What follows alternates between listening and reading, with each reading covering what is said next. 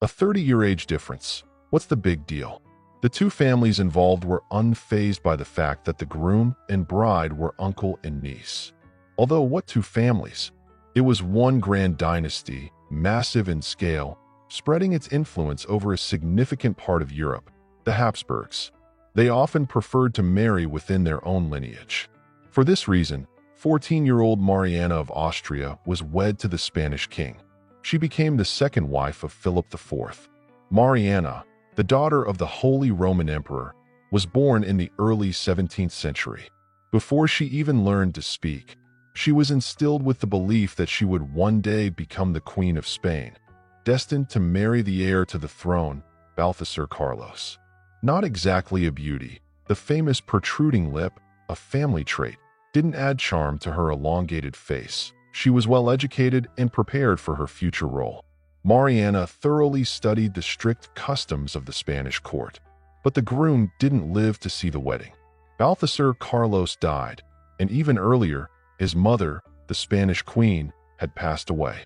The united throne of Castile and Aragon wobbled, and Philip IV had to urgently seek a bride. Time was of the essence. The king was already of a respectable age, so they had to choose from what was available. If the Austrian princess was free, why not take her as a wife, as she was already well prepared for the crown? The wedding took place, after which the newlyweds spent their first night in Escorial. Mariana faced a challenging task: to be as great as the first queen, the magnificent Isabella de Bourbon, beloved by the people. Initially, the young woman decided to win over her new stepdaughter, who was only 3 years younger than herself. Mariana and the Infanta Maria Teresa became such close friends that they even ordered dresses of the same color and style, like twin sisters. Things in the Kingdom of Spain were not going well, and Philip spent much of his time working. However, he did not forget to visit his wife's chamber, hoping for an heir. Their first child was born in the year 1651, Infanta Margarita Teresa. This girl was also married off at 15 to her uncle, Emperor Leopold I. Family tradition. Mariana's life in Spain was not filled with light and joy. Children were born almost every year, but they were all too weak to hope for long lives. First, Infanta Maria Ambrosia passed away, then another girl, followed by Prince Fernando Thomas and Felipe Prospero, whom the queen favored above all her children. The last chance to save the dynasty was Carlos, frail and ugly. For years later, another trial came. Philip IV died, and the young woman had to become regent for the sickly young heir. With the unwavering support of the court, Mariana felt a constant anxiety, as her husband's bastard, Juan José of Austria, was vying for power. This man, older than his stepmother, was a successful commander of Spanish forces in Portugal. Although his lineage was only half royal, he could pose a dangerous threat to Carlos. Thus, Mariana hurried to exile the bastard to Consuegra. Illegitimate children had already occupied the throne in Spain, and Juan José was capable of repeating such a history. His determination and strength attracted supporters, and what could the queen oppose him with? Everyone knew that the heir to the throne, nicknamed El Hechizado, either enchanted or bewitched, suffered from a host of severe ailments. Troubled, Mariana increasingly sought solace in her faith. She had arrived in Madrid as a cheerful young woman, but now there was hardly a trace of that girl left. The Queen of Spain was transforming into a stern and reserved woman. Meanwhile, her confessor, Juan Everardo, was gaining more and more power at court. Then, Juan José of Austria grew bold enough to attempt a coup. His efforts bore little fruit.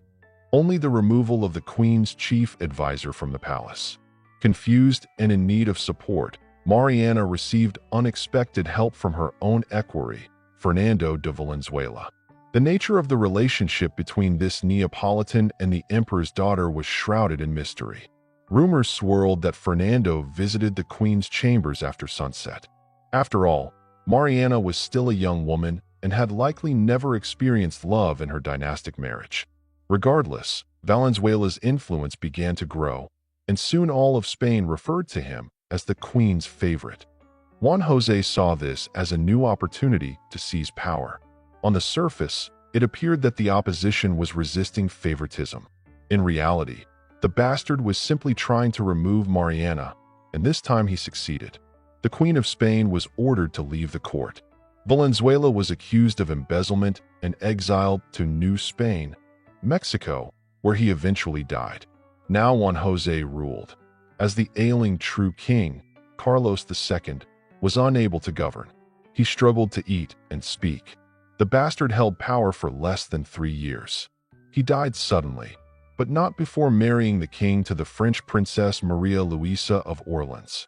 Mariana met her daughter-in-law when she returned to court after Juan José's death, and the young woman disappointed her. The Frenchwoman showed little joy about her new position. She struggled with the strict local etiquette, and her husband filled her with dread.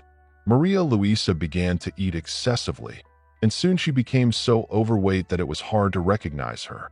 Before long, the Frenchwoman was gone, and although whispers of poisoning circulated, historians find it more likely she died of appendicitis. Carlos was remarried, this time to Anna Maria of Pfalz-Neuburg. The young woman had a strong personality and often caused such scandals at court that all of Europe was talking about them.